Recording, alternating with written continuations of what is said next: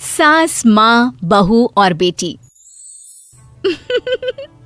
नहीं नहीं, ये कहानी इन सारे के सारे रिश्तों की नहीं, बल्कि 2 रिश्तों में ही सभी रिश्तों के होने की है। अरे बहू, मेरे और तेरे ससुर जी की रोटी मत बनाना, मैं बना लूंगी, दिन तक ठंडी हो जाती है।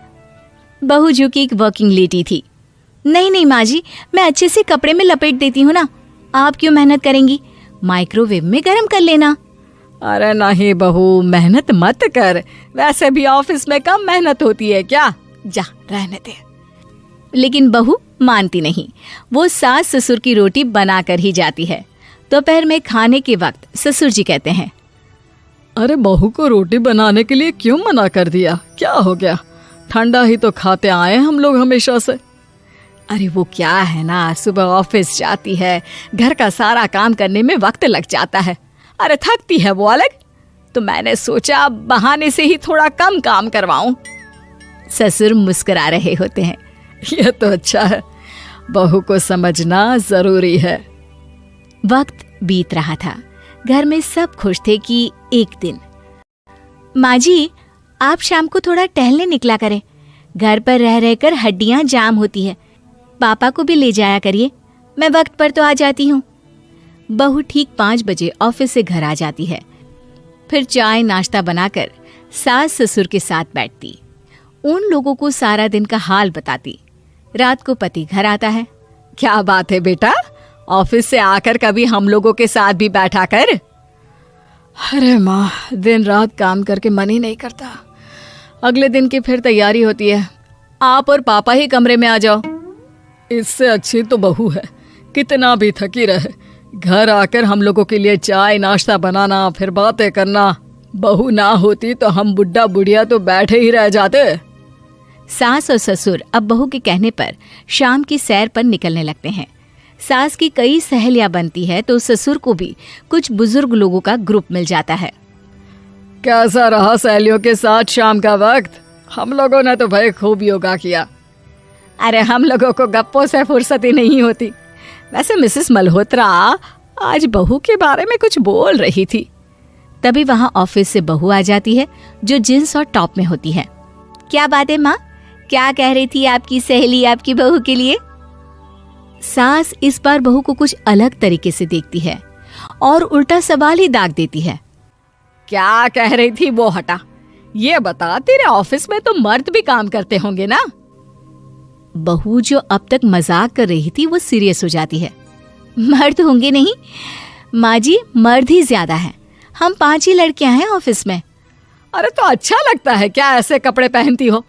कल से तुम ना साड़ी पहनकर ऑफिस जाना, और हाँ, शाम का नाश्ता थोड़ा जल्दी बनाया करो, नाश्ता बनाकर बाद में ही ऑफिस के कपड़े चेंज करने जाना।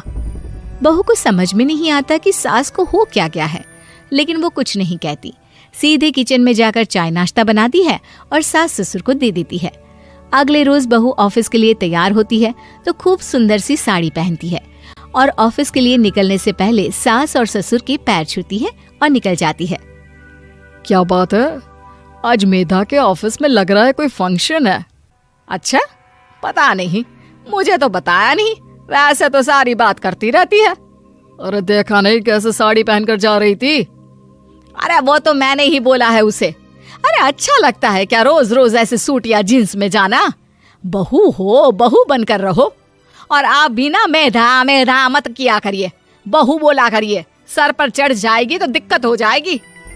सास अब बहू को बहू जैसा रखने लगती है, हर बात पर रोका टोकी, हर बात पर ताने। क्या बात है, आजकल लेट आ रही है ऑफिस से? अरे चाय के लिए भी देर हो जाती है, हम लोग फिर पार्क में भी देर से पहुंचते हैं। सभी की बहुएं वक्त से चाय नाश्ता करा देती है अपने सास ससुर को, बस एक तू ही है जो उस वक्त ऑफिस से निकलती है।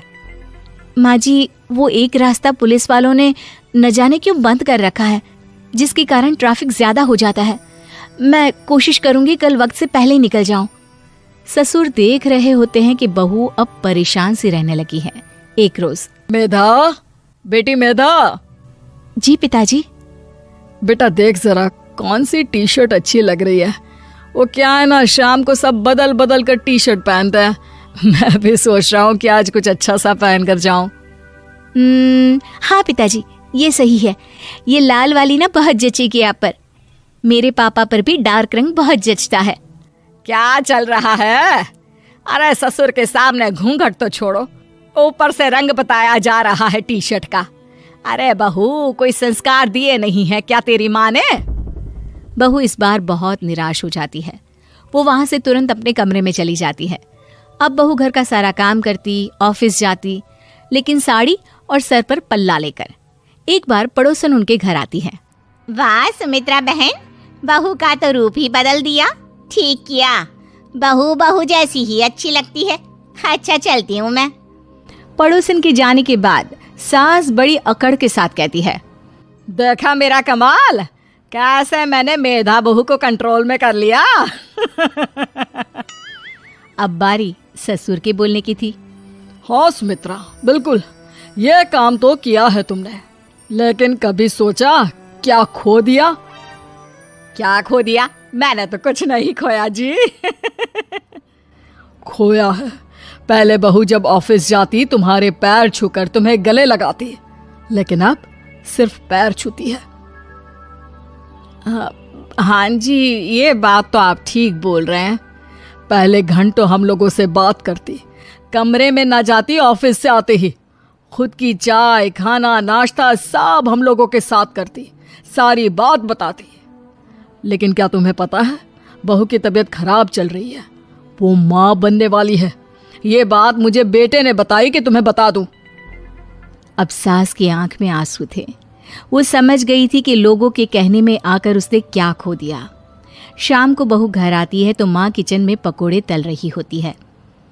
अरे माँ जी, आप रहने दीजिए ना, मैं आ तो रही थी। अरे नहीं, जा तू चेंज कर ले, मैं नाश्ता और चाय टेबल पर ही लगा रही हूँ मेधा। सास के मुंह से अपना नाम सुनकर बहू को बहुत अच्छा लगता है। माँ जी, कोई गलती हो गई है क्या? मेरे होते हुए आप काम करे, ये ठीक नहीं है।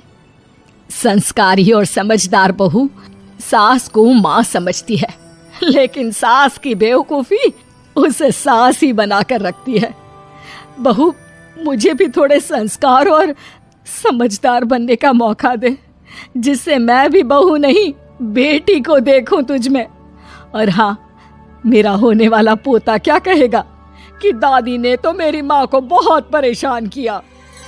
बहू सास को गले लगा लेती है।